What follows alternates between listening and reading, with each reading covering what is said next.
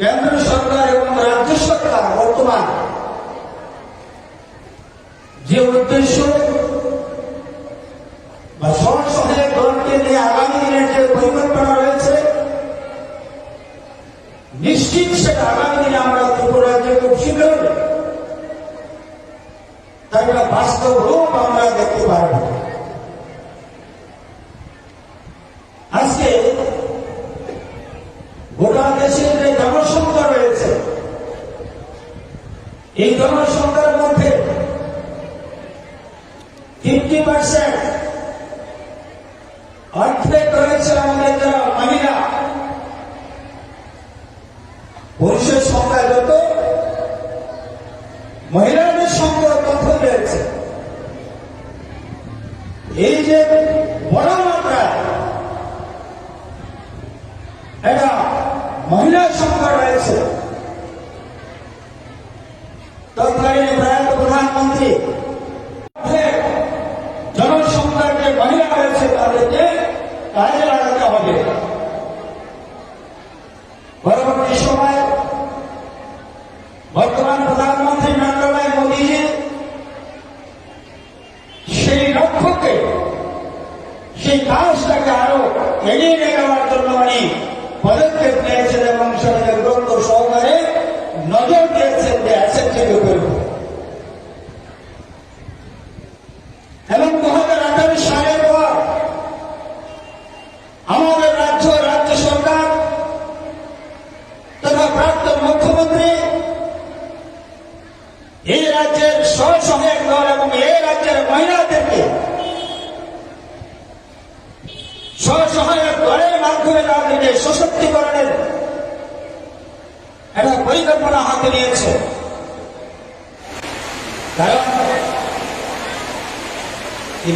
এই সমাজে শুধুমাত্র পুরুষে রোজগার করবে এবং পুরুষদেরকে রোজগার করার অধিকার রয়েছে, আর মহিলাদেরকে শুধু ঘরের কাজের মধ্যে সীমাবদ্ধ রাখা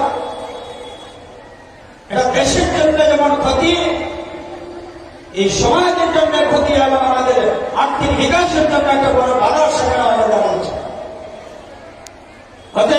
থাকবে ঘর দেওয়া, কাপড় কাচা, রান্না, সকলের সেবা যত্ন, এই হচ্ছে আমাদের মহিলাদের কাজ। আর এইভাবে মহিলাদেরকে ঘরের মধ্যে সীমাবদ্ধ রাখা হয়েছে। কিন্তু আজকের যুগে, আজকের এই আধুনিক জগতে যদি আমরা সেই পরম্পরাগত মহিলাদেরকে এই জায়গায় যদি আমরা সীমাবদ্ধ রাখি, তাহলে অবশ্যই আমাদের দেশে আর্থিক অবনতি হবে, অর্থের উপরে প্রভাব পড়বে, এখানে কোনো সন্দেহ থাকবে না। আমাদের এই রাজ্যে বিশেষ করে মহিলাদের কাজ ছেড়ে উঠি। এক হচ্ছে ঘরের মধ্যে সীমাবদ্ধ থেকে ঘরের কাজ করা, আর দ্বিতীয় হচ্ছে মনরেগার কাজ করা। এর বাইরে আমাদের রাজ্যের মহিলাদের কোন চিন্তা ভাবনায় সেখানে ছিল না এবং সেই কাজেই ব্যবহার করা হতো। আর সঙ্গে আরেকটি কাজ থাকত, সঙ্গে আরেকটি কাজ কি, সরকার বিভাগ ঝান্ডা হাতে নিয়ে জিন্দাবাদ জিন্দাবাদ বলতে হতো। তো এদের কাজ আর রাস্তায় দাঁড়িয়ে, রাজপথে দাঁড়িয়ে জিন্দাবাদ, এই ছিল মহিলাদের কাজ। এর মধ্যে সীমাবদ্ধ রাখা হয়েছে। এর বাইরে না সেদিনকার সরকারটা ভাবতে পারে, না এত বিশাল সংখ্যায় মহিলাদেরকে ভাববার মতো সুযোগ করে দেওয়া হয়েছে, সুযোগ ছিল। আজকে 2018 সালের পর এখানে 4-5টা অ্যাসেটের লোক দিদিরা এখানে এসে দাঁড়িয়ে বলছে ওনাদের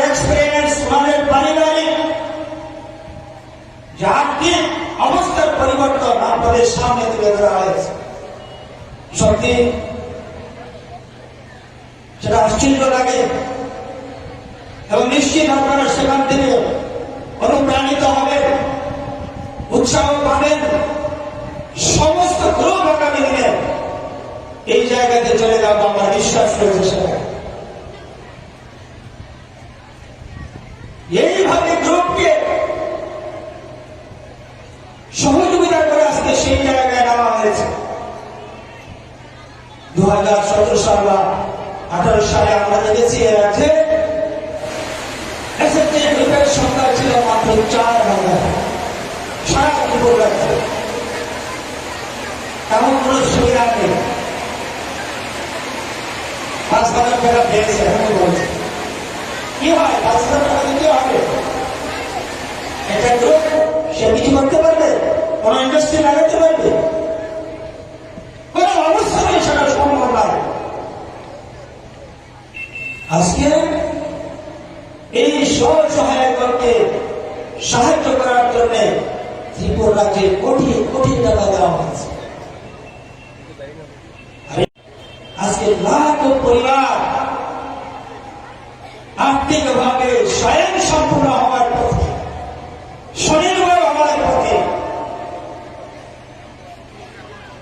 প্রায় 36,000 লোক আজকে ত্রিপুরায় আছে। এই 4 বছরে 4,000 থেকে 36,000 এসএসজি গ্রুপ আজকে ত্রিপুরাতে চলছে। আর এই প্রত্যেকটা এসএসজি গ্রুপ আজকে নিজেরা বিভিন্ন ধরনের সামগ্রী তৈরি করে সেটা বিক্রি করছে, এটা ইনকাম করছে। এই গ্রুপ আগামী দিনে আমাদের রাজ্যের গ্রামীণ এলাকার অর্থনীতির বিকাশ ঘটাবে। তার জন্য বর্তমান সরকার আমরা এই গ্রুপের উপর নজর দিয়েছি, গ্রুপের উপর আমরা জোর দিয়েছি। গ্রুপকে যেন আমরা আর্থিকভাবে স্বয়ং সম্পূর্ণ করে দিতে পারি, তার জন্য সমস্ত রকমের সুবিধা সেখানে রাখা হয়েছে। কারণ আমি আগেই বলেছি যে একটা বড় অংশকে আমরা এইভাবে ঘরে বসে রাখে দিয়েছি। এটা বড় মাত্রায় যাদেরকে দিয়ে এই দেশকে আর্থিকভাবে স্বয়ং সম্পূর্ণ করা সম্ভব, রাজ্যটাকে স্বয়ং সম্পূর্ণ করা সম্ভব, গ্রামকে স্বয়ং সম্পূর্ণ করা সম্ভব। সেই এত বড় একটা সমাজ, এত বড় একটা সংখ্যাকে আমরা এত দিন যুগ যুগ ধরে ঘরে বসে রাখা হয়েছে। যার কারণে আজকে এই অবস্থা। পরিবারের 2 সদস্য হয় 5 জন, উপার্জনকারী 1 জন। তো স্বাভাবিক কারণে এই পরিবারের মধ্যে অভাব থাকবে, অনটন থাকবে, ছেলে মেয়েদের ঠিক মতো পড়াশোনা করা সম্ভব হবে না, অসুস্থ হলে চিকিৎসা করানো সম্ভব হবে না। একটা আর্থিক অভাব লেগেই থাকবে সেই পরিবারে। কারণ একজন সে দিনমজুরি কাজ করে কত টাকা উপার্জন করবে, কত টাকা রোজগার করবে? 300, 400, 500 টাকা রোজগার করবে। ওই পরিবারে 5 জন সদস্য রয়েছে, স্ত্রী রয়েছে, ছেলে সন্তান রয়েছে, বৃদ্ধ মা বাবা রয়েছে। তো সেই 400-500 টাকা রোজগারে কোন অবস্থাতে সেই পরিবার চলতে পারে না। আর যখন পরিবারে অভাব থাকবে, পরিবারে কিন্তু সমস্যা থাকবে। কথায় বলে না যে অভাবের সংসারে ঝগড়া বেশি হয়। যে পরিবারে অভাব বেশি থাকে দেখুন প্রায় ঝগড়া লেগে থাকে, পারিবারিক অশান্তি। এটা আমরা অনেক দেখেছি। আর যে পরিবারে তার দৈনন্দিন জীবন পরিচালনা করতে পারলে অর্থের প্রয়োজন, সেই অর্থ যদি তার কাছে মজুদ থাকে, তাহলে সেই পরিবারে ঝগড়া থাকবে না, সেই পরিবারে শান্তি থাকবে।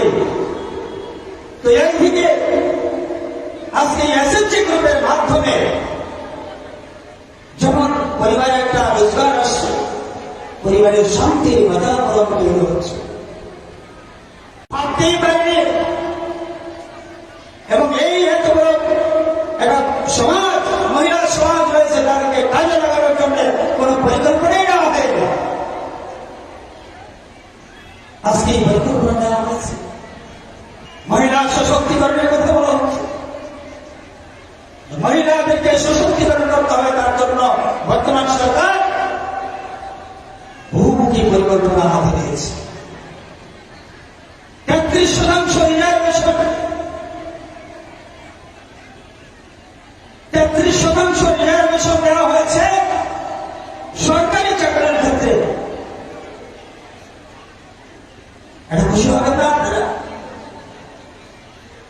আজকে মহিলাদেরকে 33% সংরক্ষণ দেওয়া হয়েছে সরকারি চাকরিতে।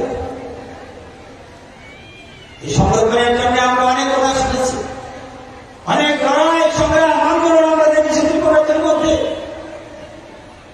কিন্তু মহিলাদেরকে সংরক্ষণ দিতে পারেনি। আজকে আমরা এই সরকার আপনাদের জন্য 33% সংরক্ষণ দিয়েছে। আর আগামী দিনে আপনার মেয়ে সরকারি চাকরি করবে। মেয়ে মানে আমাদের কাছে বোঝা আছে, সবাই মানে মেয়ে মানে বোঝা হয়ে যায়। এই জন্যই সেই সংরক্ষণ, যখন সে মেয়েটা উপযুক্ত হয়ে যায়, মার মনেও শান্তি, বাবার মনেও শান্তি, যে মেয়েটাকে গ্রাজুয়েশন কমপ্লিট করেছে, এইবার মেয়েকে বিয়ে দিতে হবে, চাকরি তো হবে না।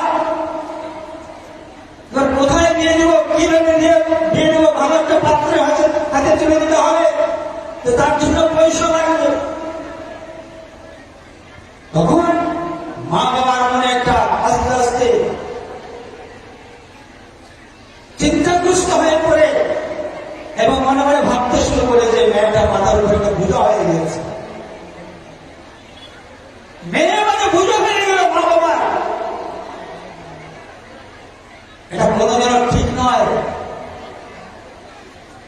এই ভাবনাকে দূর করার জন্য যে মেয়ে যেন আজকে মা বাবার বুঝা না হয়, সেই মেয়েটি যেন মা বাবার একটা সম্পদ হয়, সেই কারণে আজকে 33% সংরক্ষণ দিয়ে তাদেরকে সরকারি চাকরি করার সুযোগ করে দেওয়া হয়েছে। এটাই হচ্ছে পরিবর্তন, এটাই হচ্ছে সঠিক চিন্তাধারা। আজকে মেয়েদেরকে সংরক্ষণের মাধ্যমে তাদের স্বনির্ভর করার পরিকল্পনা নেওয়া হয়েছে। মহিলাদেরকে এসএসজি গ্রুপের মাধ্যমে সহায়তা করে তাদেরকে স্বনির্ভর করার পরিকল্পনা নেওয়া হয়েছে। তার জন্য আজকে মহিলা সশক্তিকরণের কথা বলা প্রয়োজন হতে পারে। মহিলারা এত বড় বিশাল দেশে আমাদের অনেক শক্তি রয়েছে, সবকিছু করার মতো ক্ষমতা রয়েছে, কিন্তু সেই মহিলাদেরকে অবলা নারী, নারী মানে অবলা, সে কিছু বুঝে না, সে কিছু যারা নিজেরা সংসার করে দিচ্ছে। আমরা বলেছি না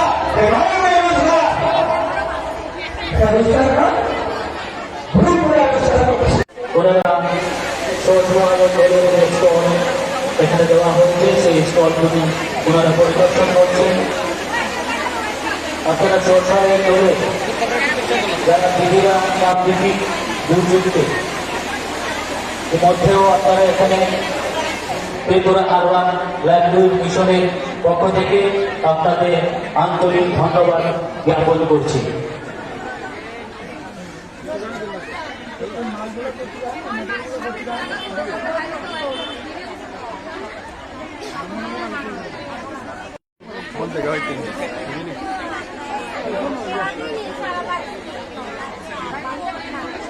এখন হচ্ছে ছোট ছোট ক্যামেরা। একটি সূচনা, একটি পাঁচ পাওয়া গেছে। এই পাঁচটি সোনাইমুড়ি পঞ্চায়েত অফিস থেকে উপযুক্ত প্রমাণ দিয়ে আপনারা নিয়ে যাবেন। পঞ্চায়েত অফিস থেকে আপনারা উপযুক্ত অনুপ্রাণিত হবে এবং উৎসাহিত হবে। কেন্দ্র সরকার এবং রাজ্য সরকার বর্তমান যে উদ্যোগ